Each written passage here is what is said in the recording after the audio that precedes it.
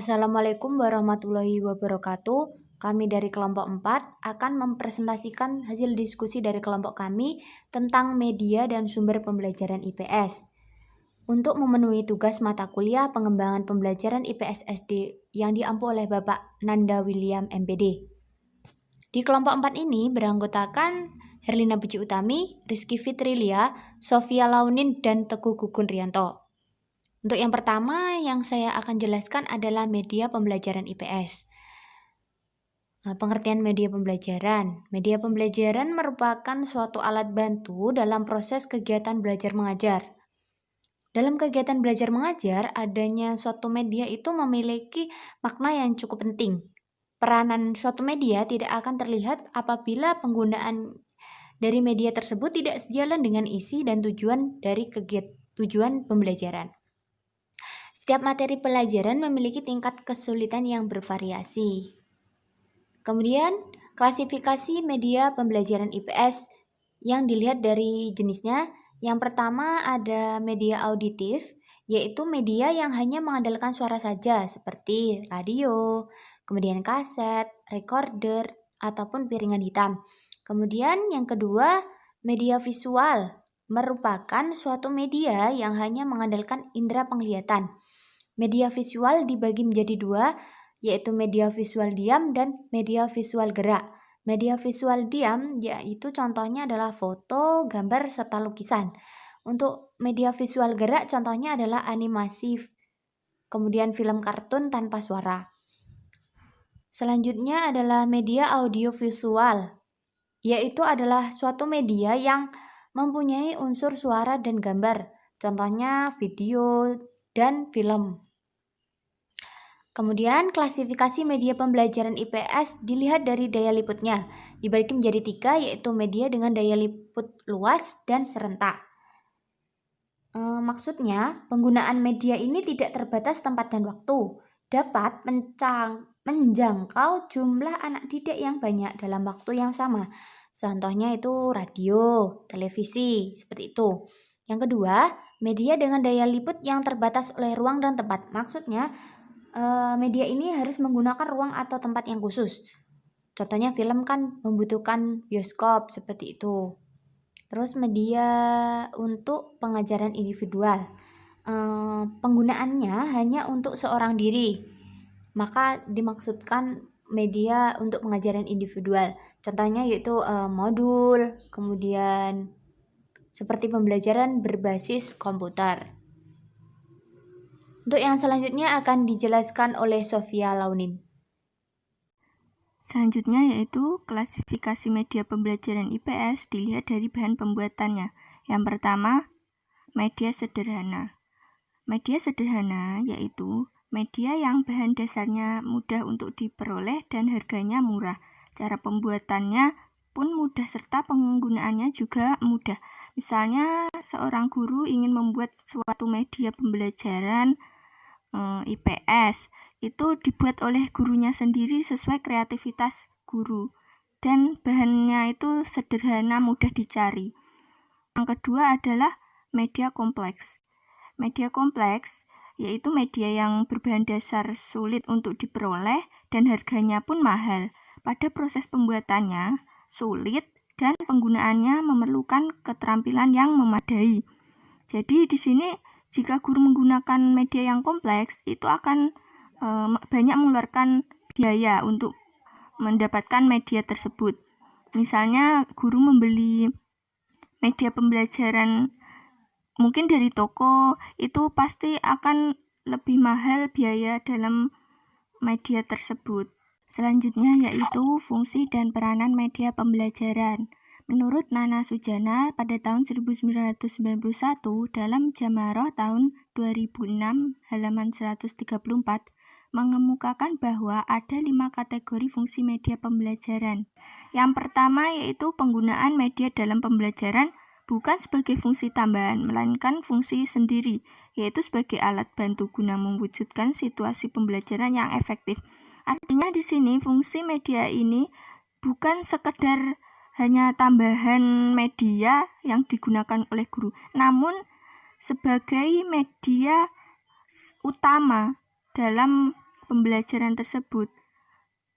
Kemudian nomor 2, penggunaan media dalam pembelajaran integral dengan tujuan dari isi pelajaran. Jadi penggunaan media itu harus terlihat kepada tujuan dan bahan pelajaran tersebut.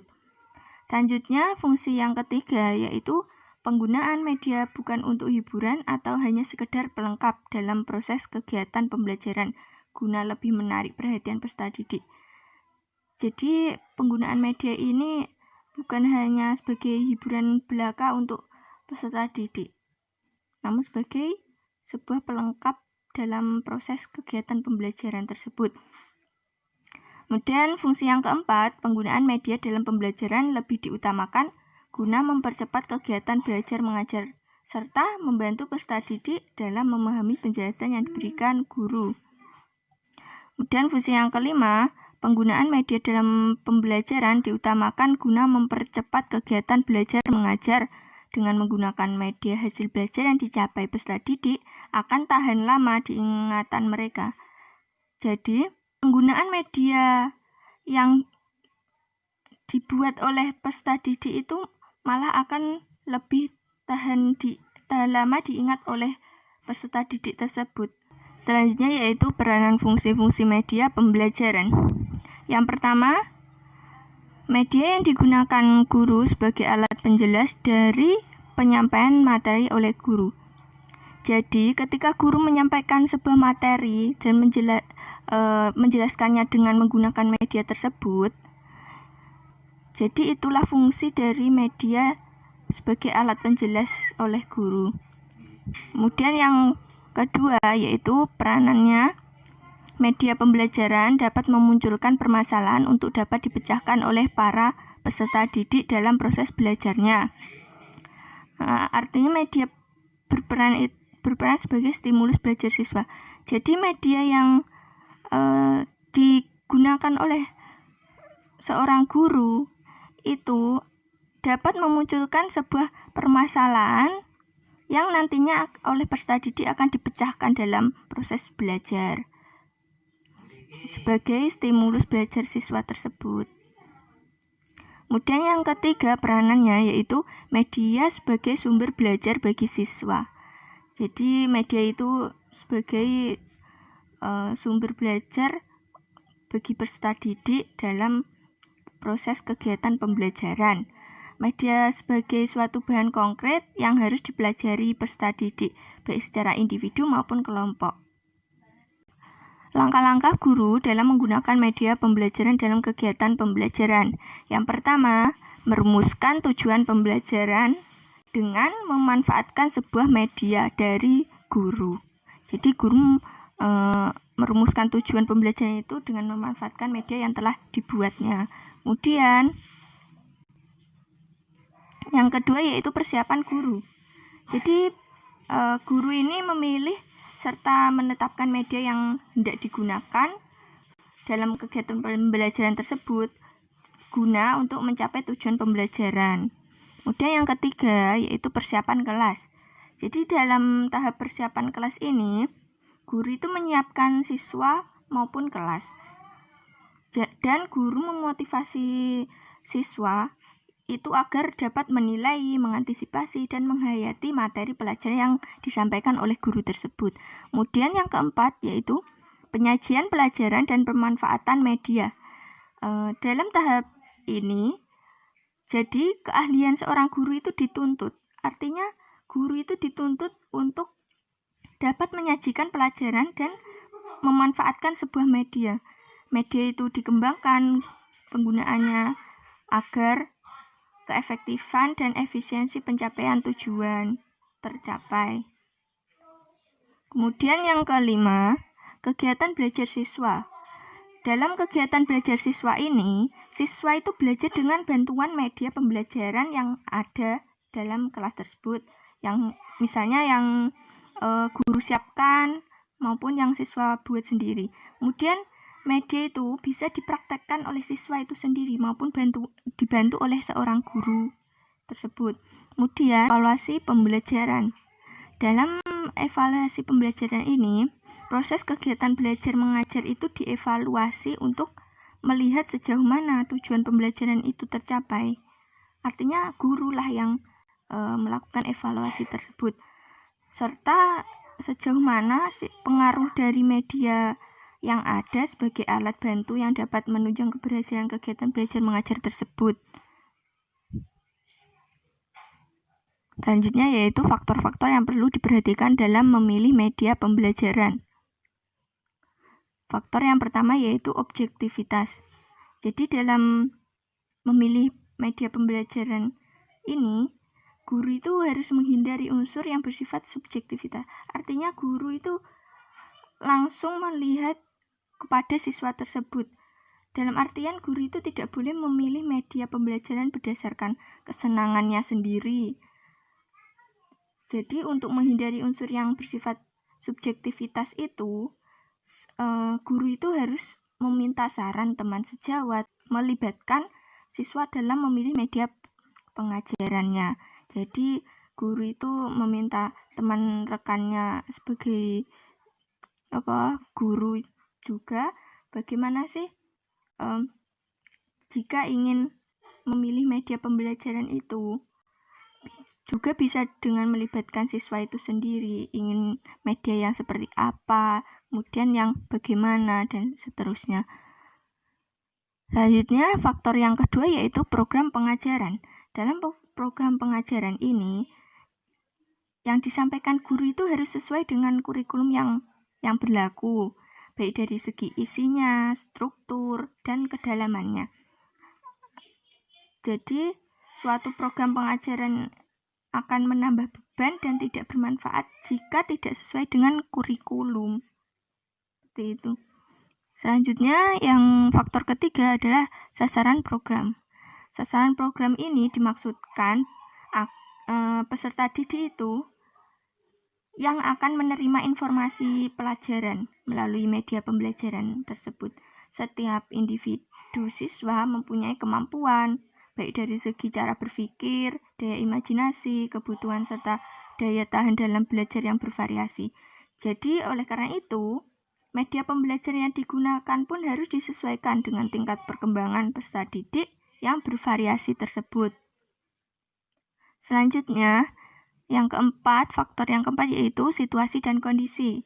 Situasi dan kondisi ini maksudnya yaitu situasi dan kondisi sekolah, kelas, serta kondisi fisik maupun psikologis peserta didik dalam mengikuti kegiatan pembelajaran. Faktor yang kelima yaitu kualitas teknik. Jadi, media pembelajaran sebelum digunakan oleh guru itu harus diperhatikan apakah sudah memenuhi syarat atau belum, seperti suaranya kurang keras ataupun gambarnya kurang jelas dan sebagainya. Perlu untuk dicek terlebih dahulu oleh guru sebelum digunakan. Agar apa? Agar proses kegiatan pembelajaran berjalan dengan lancar. Kemudian yang terakhir yaitu keefektifan dan efisiensi penggunaan. Keefektifan ini berkenaan dengan hasil yang dicapai, sedangkan efisiensi berkaitan dengan proses pencapaian hasil belajarnya. Maksud dari keefektifan media ini adalah apakah dengan menggunakan media pembelajaran tersebut materi pelajaran dapat dipahami oleh siswa atau tidak secara optimal, sehingga menimbulkan perubahan tingkah lakunya atau tidak. Kemudian efisiensinya itu meliputi apakah dalam penggunaan media tersebut waktunya, tenaganya, dan biaya yang dikeluarkan untuk mencapai tujuan tersebut sedikit mungkin atau tidak, seperti itu. Selanjutnya akan dijelaskan oleh teman saya. Sumber pembelajaran IPS memilih buku teks, referensi audiovisual. Sumber belajar adalah suatu hal yang sangat penting dalam proses kegiatan pembelajaran. Dengan adanya sumber belajar, seseorang dapat mengumpulkan informasi pengetahuan yang akan dipelajari sebagai sebuah pengetahuan baru yang bermanfaat bagi diri mereka sendiri maupun orang lain. Pengertian sumber belajar menurut para ahli, menurut Komalasari, sumber belajar adalah segala sesuatu yang dapat dimanfaatkan oleh guru, baik secara terpisah maupun dalam bentuk gabungan, untuk kepentingan kegiatan pembelajaran dengan tujuan meningkatkan efektivitas dan efisiensi tujuan pembelajaran. Menurut Sudono Balam Astuti, sumber belajar merupakan segala macam bahan yang dapat digunakan untuk memberikan informasi maupun keterampilan kepada siswa maupun guru. Dari pengertian di atas, dapat disimpulkan sumber belajar adalah segala sesuatu yang dapat dimanfaatkan untuk kepentingan proses pembelajaran. Dapat berupa pengalaman yang dapat dialami serta segala macam bahan yang digunakan untuk memberi informasi pengetahuan. Jadi, sumber belajar IPS adalah segala macam bahan, pengalaman, atau peristiwa yang dijadikan sebagai rujukan dalam mengumpulkan suatu informasi yang berkaitan dengan pembelajaran materi IPS. Komponen sumber belajar. Yang pertama, tujuan, misi, dan fungsi sumber belajar. Nah, sumber belajar itu harus mempunyai tujuan serta misi yang akan hendak dipakai. Dan fungsi sumber belajar itu untuk penyampaian informasi terkait materi yang sedang dipelajari. Yang kedua, pesan yang dibawa oleh sumber belajar yang memiliki sebuah pesan atau informasi yang dibutuhkan dalam memahami materi pelajaran. Yang ketiga, bentuk formal atau keadaan fisik sumber belajar. Nah, sumber belajar itu harus bersifat empiris agar setiap orang mampu menjangkaunya baik secara langsung atau tidak langsung. Yang keempat, tingkat kesulitan atau kompleksitas pemakaian sumber belajar. Dalam menggunakan sumber belajar, kita dituntut harus memiliki keterampilan tertentu dalam menggunakan sumber belajar tersebut. Selanjutnya, buku teks. Buku teks merupakan buku pelajaran pada bidang studi tertentu yang berupa buku standar disusun oleh pakar dalam bidang tersebut untuk maksud serta tujuan instruksional yang dilengkapi dengan sarana pembelajaran sesuai dan mudah dipahami oleh pemakainya. Buku teks IPS berbentuk buku pelajaran yang beredar di sekolah-sekolah yang digunakan guru IPS untuk mengembangkan proses pembelajaran di kelas. Melalui buku teks, siswa diperkenalkan dengan cerita, data, dan fakta-fakta yang diperlukan untuk meningkatkan pemahaman siswa dalam pembelajaran IPS. Contohnya itu adalah modul dan buku paket. Referensi. Referensi merupakan sebuah tulisan tentang beberapa informasi terhadap sebuah buku yang ditinjau dan dinilai sumber penulisannya. Dalam pembelajaran IPS SD, biasanya referensi berisi mengenai pembahasan terhadap materi-materi yang berhubungan dengan pembelajaran IPS. Audiovisual. Audiovisual adalah suatu media yang dapat menyajikan suatu gambar bergerak, biasanya berwarna serta diberi tulisan dan juga sebuah suara. Media audiovisual yang digunakan dalam pembelajaran IPS biasanya berupa video maupun film yang isinya menyangkut materi IPS. Lingkungan sebagai sumber belajar. Pembelajaran IPS yang menggunakan lingkungan alam sebagai sumber dan media pembelajaran diharapkan mampu meningkatkan minat belajar IPS bagi peserta didik sekolah dasar. Peserta didik menjadi terpacu sikap rasa keingintahuannya tentang sesuatu yang ada di sekitar mereka. Kelemahannya dalam pembelajaran IPS akan membutuhkan waktu dan tenaga yang lebih, serta hanya dapat digunakan dalam beberapa materi saja. Kelebihannya, peserta didik dapat memahami dirinya sendiri dan menumbuhkan rasa kecintaan peserta didik terhadap lingkungan alam mereka. Faktor yang mendukung kegiatan pembelajaran memanfaatkan lingkungan alam adalah yaitu alokasi sekolah dan tempat tinggal peserta didik yang dekat dengan daerah pertanian maupun pantai. Terima kasih.